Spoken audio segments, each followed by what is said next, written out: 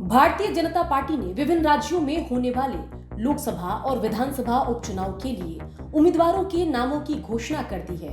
इनमें सबसे बड़ा और चौंकाने वाला फैसला बिहार की बोछा विधानसभा सीट को लेकर है। बीजेपी ने बेबी कुमारी को यहां से पार्टी का प्रत्याशी घोषित कर दिया है। बीजेपी की इस घोषणा से नीतीश सरकार में मंत्री और राष्ट्रीय जनतांत्रिक गठबंधन के घटक दल विकासशील इंसान पार्टी के नेता मुकेश सहनी की मुश्किल बढ़ गई है। दरअसल मुकेश सहनी ने इस सीट को प्रतिष्ठा का सवाल बना लिया था।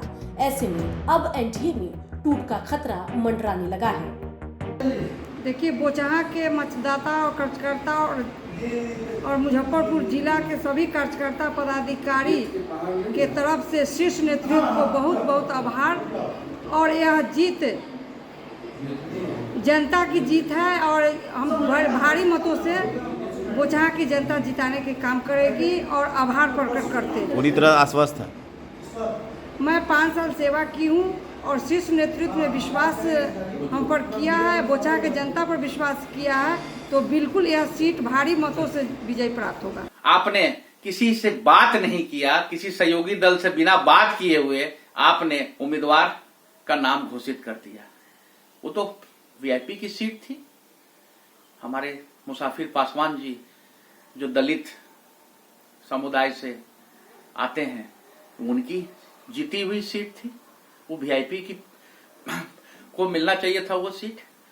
आपने किसी से बात नहीं किया, आपने किसी को आपने नहीं बताया, आपने कैंडिडेट घोषित कर दिया। दूसरी बात यह है कि भारत वीआईपी पार्टी जो है जल्दी जो है उम्मीदवार की नाम की घोषणा सन ऑफ मला आदरणीय मुकेश सहनी जी जल्द ही इसकी करने वाले हैं और हम लोग इसका वीआईपी वहां पे चुनाव लड़ेगी। बीजेपी ने धीरे धीरे वीआईपी को चाय में मक्खी की तरह एनडीए से निकालने की कवायद तेज कर दी है। ऐसे में मुकेश सहनी को उम्मीद है एनडीए के अन्य सहयोगी जैसे कि जेडीयू और हम पार्टी से।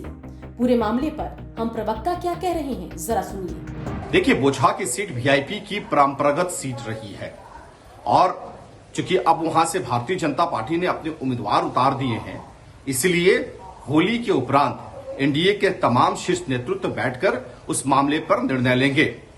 एक चीज बहुत स्पष्ट है कि एनडीए का जो भी उम्मीदवार होगा उसके साथ हिंदुस्तानी आवाम मोर्चा खड़ी रहेगी।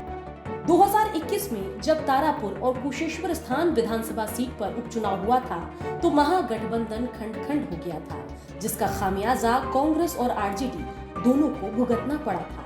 अब 2022 में वही हाल बोछा विधानसभा सीट पर होने वाले उपचुनाव में दिखाई दे रहा है। एनडीए बिखरा हुआ नजर आ रहा है।